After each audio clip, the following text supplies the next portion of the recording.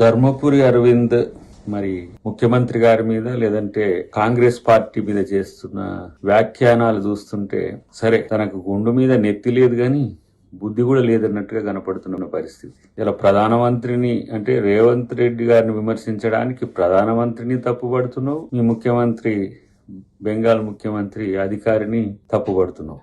అంటే కాంగ్రెస్ పార్టీలోకి రేవంత్ రెడ్డి గారు ఎట్లా వచ్చిండ్రు, ఎందుకు వచ్చిండ్రు, ఏ విధంగా అధికారం తెచ్చిండ్రు అనేది తెలంగాణకే కాదు దేశం మొత్తానికి తెలుసు, మోదీ గారికి కూడా తెలుసు. మీ మోదీ గారు సైతం అంటే మన ప్రధానమంత్రి గారు సైతం మాతో కలువు అని చెయ్యి చాపిండు అని అంటే ఏ స్థాయి గౌరవం ముఖ్యమంత్రి గారికి ఉందో కనీసం అది అర్థం లేకపోయా. మరి ఇట్లనే ఒరిజినల్ బీజేపీ వాళ్ళకి మీరు అంతటా అధికారం ఇచ్చిండ్రా? ఈ సువేందు అధికారి అనేట ఆయన ఏ పార్టీలో ఉండి ఇప్పుడు వచ్చి మీ దగ్గర ముఖ్యమంత్రి అయిండు? అస్సాం ఆ బిశ్వా అంటే ఆయన ఇట్లా ఏ పార్టీ, కాంగ్రెస్ పార్టీ నుంచి వచ్చిన ఆయన కాదా? ఇట్లా తెలివి లేక దద్దమ్మ మాటలు మాట్లాడుకుంటూ ఇదే తెలివి అని చెప్పుకోవడం అనేది సిగ్గుచోటి అనిపించట్లేదా? పోనీ నీ పుట్టుక ఎక్కడ? కాంగ్రెస్ పార్టీనే కదా.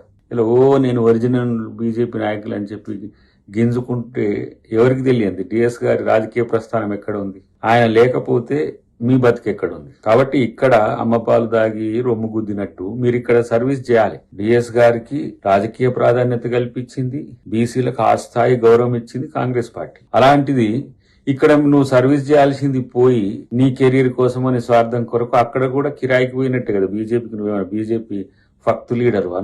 నువ్వు కూడా నీ రాజకీయ అవకాశం కొరకు దేబేరించడానికి బీజేపీ నిన్నేదో బీజేపీ నాయకుడు అని చెప్పి బీజేపీ వాళ్ళు అనుకుంటారు అనుకోకు, లేకపోతే తెలుగు ప్రజలు కూడా నేను అనుకోరు. ఎందుకంటే డిఎస్ కొడుకు అనే ముద్రనే డిఎస్ గారికి మీరు కొడుకు కాకపోతే మీ రాజకీయ భవిష్యత్తు ఎక్కడిది, రాజకీయ భవితం ఏంటిది అసలు? కాబట్టి కొంచెం ఆలోచించి మాట్లాడాల్సిన సందర్భం ఉంటది. నువ్వేదో నికార్సైన బీజేపీ లీడర్ అన్నట్టు అని చెప్తున్న పరిస్థితి. ముఖ్యమంత్రి గారిని మాలాంటి వాళ్ళం ఆహ్వానించిన పార్టీ హక్కున చేర్చుకున్నది, పిసిసి ప్రెసిడెంట్ చేసింది, తర్వాత ముఖ్యమంత్రిని కూడా చేయగలిగిందంటే ఆ స్థాయి సామర్థ్యం తనకు ఉండడం వల్లనే. మాకు లేని తలనొప్పి మీకెందుకురా బాబు? నాకు అర్థం కావట్లేదు. ఏదో ఎవరు డేక్తలేడని చెప్పి ఇష్టం వచ్చినట్టుగా మాట్లాడితే మాకేదో గుర్తింపు వస్తుందని మిమ్మల్ని ఏం పట్టించుకోరు. చివరికి మళ్ళా వాళ్ళు బీజేపీ పూర్వ లీడర్లను లేకపోతే ఆర్ఎస్ఎస్ నుంచి వచ్చిన వాళ్ళనే అక్కడ ముఖ్యమంత్రిలో ప్రధానమైన నాయకత్వంలో చేస్తారు. ఇది చరిత్ర చెప్పిన వాస్తవం. ఎందుకు ఎగిరి పడడం? కాబట్టి కొంచెం మాట్లాడేటప్పుడు చూసి మాట్లాడడం నేర్చుకో బ్రదర్ అని చెప్పి హితం. ఎందుకంటే ఇంకా డోస్ పెంచాలంటే కూడా ఆ స్థాయి లీడర్ కావు. కాబట్టి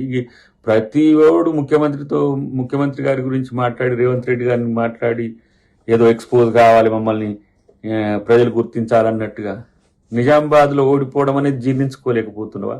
నిజామాబాద్ లో ఓటం అనేది తట్టుకోలేక నేను ఈ విధంగా విమర్శలు చేసేది. కాబట్టి ఎగిరెగిరి పడితే వచ్చేది ఏమీ లేదు.